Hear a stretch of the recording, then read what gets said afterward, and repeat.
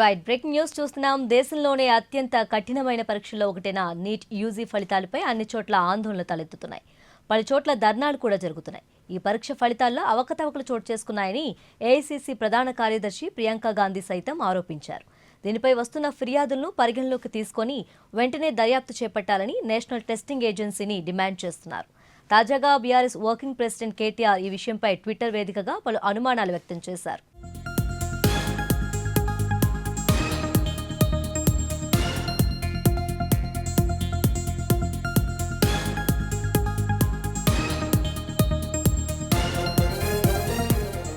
June 4న వెలువడిన neat ఫలితాల్లో దేశవ్యాప్తంగా 67 మందికి ఫస్ట్ ర్యాంక్ వచ్చింది.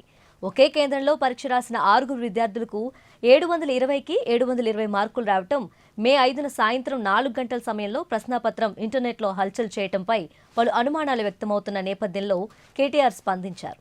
కొత్త ఎన్డీఏ సర్కార్ కొలువుదీరుతున్న వేళ వారి ముందు అనేక సవాళ్లు ఉంటాయని గట్టిగా నమ్ముతున్నట్లు చెప్పిన కేటీఆర్, లక్షల మంది విద్యార్థుల భవిష్యత్తుకు సంబంధించిన నీట్ 2024 ఫలితాలు సున్నితమైన సమస్య అని చెప్పుకొచ్చారు. గతంలో ఎన్నడూ లేని విధంగా 67 మంది విద్యార్థులు 720కి 720 మార్కులు సాధించారని, వీరంతా ఏఐఆర్ ఫస్ట్ ర్యాంక్ సాధించారని ఇది ఇప్పుడే అనేక ప్రశ్నలకు తావిస్తుందన్నారు.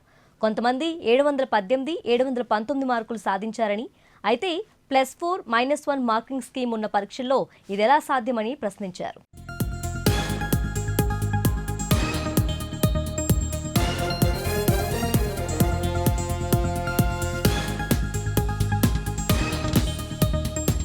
కొంతమంది విద్యార్థులకు గ్రేస్ మార్కులు ఇచ్చామని చెబుతున్న ఎన్టీఏ ఏ ప్రతిపాదికన గ్రేస్ మార్కులు ఇచ్చారో తెలియజేయాలన్నారు కేటీఆర్. మామూలుగా జూన్ 14వ తేదీన నీట్ పరీక్షా ఫలితాలు విడుదల కావాల్సి ఉండగా, అలా కాకుండా 10 రోజుల ముందుగానే సరిగ్గా ఎన్నికల ఫలితాల రోజునే హడావిడిగా రిజల్ట్స్ను అనౌన్స్ చేశారని స్పష్టం చేశారు. గత 5 ఏళ్లలో తొలిసారిగా టాప్ 5లో తెలంగాణ విద్యార్థులు లేరని, అందుకే తమకు ఈ పరీక్షల్లో అవకతవకలు జరిగాయని అనుమానాలు ఉన్నాయని తెలిపారు. గ్రేస్ మార్కుల కోసం అనుసరించిన ప్రక్రియను బహిర్గతం చేయాలని ప్రభుత్వాన్ని డిమాండ్ చేస్తున్నట్లు కేటీఆర్ తెలిపారు.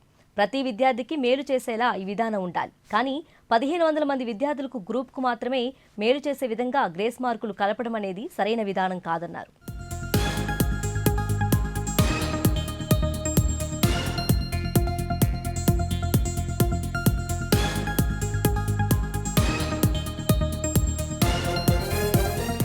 ఈ మొత్తం వ్యవహారంపై హైలెవెల్ ఎక్స్పర్ట్ కమిటీతో విచారణ జరిపించాలని బీఆర్ఎస్ డిమాండ్ చేస్తున్నట్టు చెప్పారు కేటీఆర్. నీట్ ఎగ్జామ్లో జరిగిన అవకతవకలు, అక్రమాలను బయటపెట్టి అన్యాయం జరిగిన విద్యార్థులకు, వారి కుటుంబాలకు న్యాయం చేయాలన్నారు.